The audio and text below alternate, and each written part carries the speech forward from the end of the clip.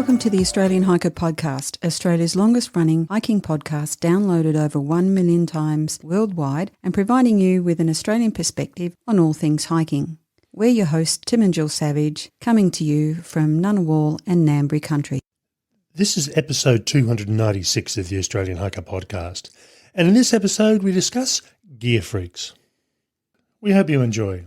Before we get into today's episode, if you'd like to help support Australian Hiker and this podcast, there are a couple of ways that you can help us out. Firstly, by subscribing on your podcast host of choice so that each episode is available as soon as it's published, and if you have the opportunity, leave us a 5-star review. Another way to support us is go to the Australian Hiker website at www.australianhiker.com.au and click on the supporters page and buy us a coffee. You can do a one-off donation or become a monthly supporter. All donations are greatly appreciated and help us to continue producing this podcast and blog. Now let's get on to today's episode.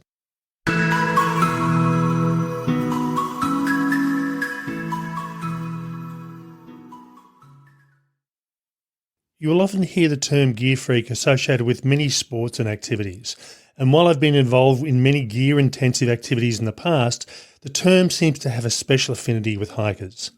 In today's episode, we take a tongue-in-cheek look at the various levels of hiking gear freaks. From personal experience, there are 4 levels of gear freak you're likely to come across, and at the end of this episode, decide where you sit. Now, before we get on to discussing the different levels of gear freaks, I suppose we should talk about gear enthusiasm as a generalisation. Hiking is a gear-intensive activity. You can get by with certainly the bare minimum, and certainly there's nothing wrong with grabbing whatever you have in your cupboard and going out hiking. But if this is really your sport or activity that you really are into, you'll tend to have dedicated hiking gear of some sort. Packs, tents, sleeping bags, whatever it is you happen to use when you go hiking. And I think the whole concept of gear itself really depends on what you are doing with that gear. Yes, you're going hiking. Yes, you're going camping. You're going for a day or a multi-day walk. But why is it that you're going and doing this activity? For me, certainly I enjoy being in the outdoors and I love seeing what's out there. But I love just as much the whole concept of reviewing gear, seeing what gear is there, seeing the materials and looking at the technical information. So in most cases, when I go through and choose gear, I will spend a number of weeks, if not months, selecting the next product that I want. It is really rare for me to choose a tent that I haven't been looking at for at least 2 or 3 months before I make my decision.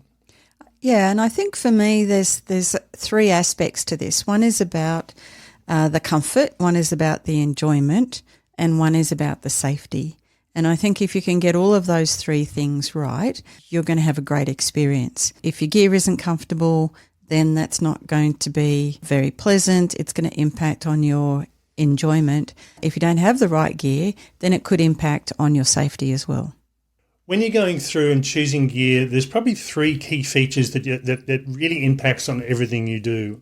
First is price, second is weight, and third is durability. And the adage in hiking is you can have 2 of those 3, but you can't have all 3. So usually when you get gear that's extremely light, not always, but the durability tends not to be there. Gear that's really, really durable also doesn't tend to be ultra light. But again, that's a generalization. And then if you're trying to get something that's really lightweight, you typically will find that it also costs you a lot as well. So where you actually sit in this sphere of gear selection is going to depend on what is important to you in gear. And if you're really into hiking and you're really into gear, that's going to push you up the scales of the different levels of gear freak we're about to discuss. As I said in the introduction, this is a fairly tongue-in-cheek look at the term gear freak. There's no formal set of definitions for this. These are really terms that I've come across in my years of surfing the internet and watching people on trail. I think potentially there are a lot more grades between here. These 4 grades sort of tend to cover the bulk of people you'll come across on trail.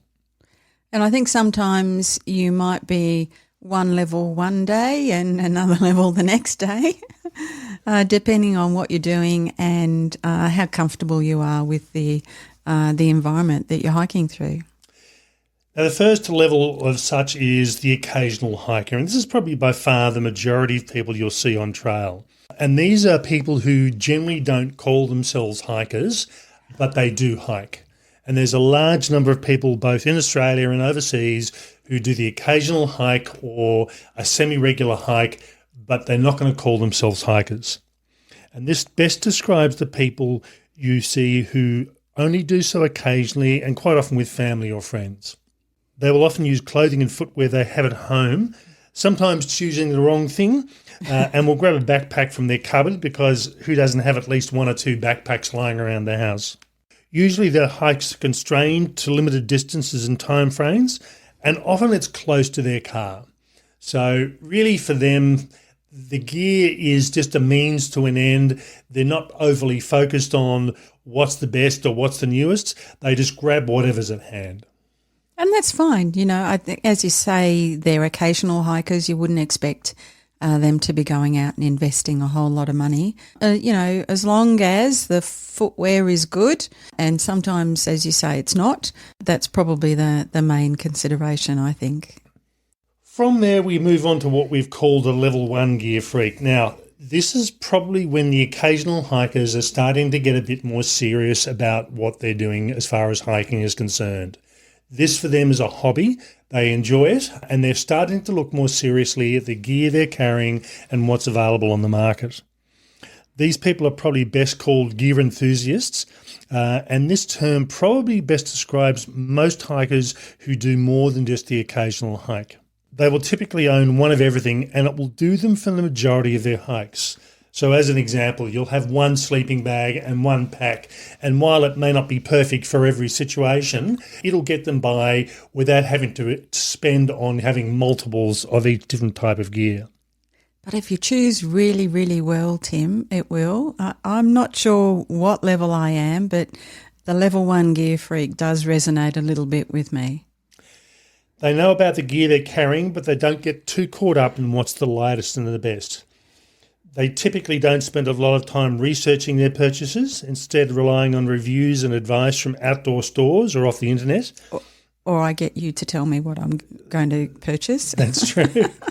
They will, however, make considered choices. Now, Jill talked about not necessarily needing more of one of everything, but I suppose when it comes down to it, if you think about a pack that's suitable for a 1 to 2 week hike, as opposed to a pack that's suitable for a 2-hour hike. Yeah, that's right. So it's not so much that they have 3 different types of packs to do a multi-week hike, but they tend to have a pack that suits a particular need. And if they need to, and if they don't want to spend money, they will often carry a bigger pack, but it's not the ideal. From here, we move on to a level 2 gear freak. And in all honesty, this is probably where I sit. And a lot of keen hikers will probably sit into this category. And in this case here, these guys have been hiking for a while when you come across them. And I do say guys, because at this level, it tends to be males because they usually own multiple of everything, multiple stoves, multiple packs, and multiple tents. Yes, Tim. Yeah, and that definitely describes me. They know every bit of technical information about every piece of gear they carry, and due to extensive research they've done, they also know the details about the gear you're carrying as well. Level 2 gear freaks will usually keep this information to themselves unless asked, and then watch out if you do. They will typically volunteer helpful advice to less experienced hikers. Now, as I said, it tends to be males, and I know this is a bit of a sexist statement to make, but by and large, there is a saying which is he who dies with the most toys wins, and it's not she who dies with the most toys wins. What are you saying? Generally, we have a better perspective on these things. I think so. It's a gross generalisation, but yes. Now, as it stands at the time of this podcast, we, or more specifically I, own 6 hiking stoves. And I do use them, each of them, although there's probably one or two I gravitate to for probably 80 to 90% of the hikes. You know, in all honesty, there's 2 stoves we particularly use, and that depends on whether we're hiking solo or hiking as a couple. And essentially, And then there's all the rest, Tim, yeah, there is. that don't quite fit into those categories. We also own multiple sleeping bags. Now, a good sleeping bag will last for many years. And in all honesty, we did offload some gear not too long ago, gave it to family and friends to help them out. But in a lot of cases, you can get just one sleeping bag or you can get just one tent, and it will do you for just about everything you might plan on doing. But if you're hiking enough and hiking regularly enough, there is justification to own a cold weather sleeping bag and a warm weather sleeping bag. A bag that's going to do you for -5, even with all the zips and fully zipped open, it's going to be a bit of overkill if you're hiking during the middle of summer. Oh, I'm not so sure about that, Tim. He's laughing now because I pretty much use the same bag and I will throw it off when it's too hot, but I'll also pull it back up at some point during the night as well. Now we move on to the level 3 gear freak, and this is where we're starting to get serious. These people, and again, usually males, but not always, take things to the next level. Like the level 2 gear freaks, they know every minute detail about every piece of gear ever made. The difference between a level 2 and a level 3 gear freak is they're not afraid to tell you why you have made the wrong choice on every piece of gear you own and why you should immediately get off trail and go and fix your gear. They will have heated debates at campsites about gear, and the only opinion that matters is theirs. Now, you're fighting a losing battle if you get into a discussion on gear with a level 3 gear freak. And I think that level 3 gear freak can be found in almost any sport, hobby, recreational activity. That, they are the ones that are very comfortable at pointing out what you need to do next and how you got it wrong with your purchase.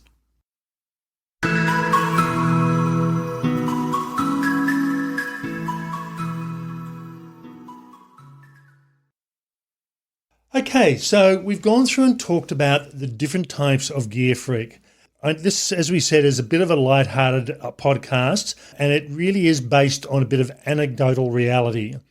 Most of us would probably very easily be able to know or describe one or more of the individuals we've just talked about. In fact, you might even be one of these hikers. No, I'm not. I certainly am, which is one of the reasons we started Australian Hiker. And in my case, as I said, when I go through and review gear, I will spend long periods selecting the gear to test and then going through spending the time and testing. So as an example, when we're going through and testing shoes, we test them for a minimum of 200 kilometres. And for a lot of people, they've been, 200 kilometres might be a year of hiking, depending on what they're doing. But for me, I'll typically do 3,500 kilometres a year in hiking shoes. So I'll often end up wearing 3 to 4 pairs of shoes a year, and 200 kilometres for me in most cases is only a matter of 4 to 5 weeks at worst, if not shorter time period than that. Fun aside, we all sit somewhere on the spectrum we've gone through and described, with some of us having a greater love for hiking gear than others. But really, it's whatever works for you. It really doesn't matter too much. Okay, we hope you've enjoyed this lighthearted discussion on gear freaks. That's all for now. Bye for me. And bye from me.